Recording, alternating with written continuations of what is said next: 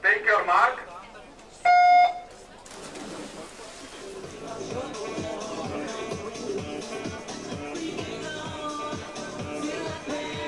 Tanto ancora ricordo che al termine dei 50 rana assoluti maschili ci saranno le premiazioni dei 400 misti, mentre le premiazioni dei 50 rana verranno effettuate al termine dei 50 farfalla assoluti maschili.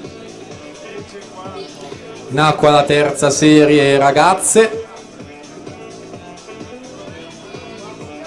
Si conclude in questo momento con Giada Stegani dalla sesta corsia 37,09.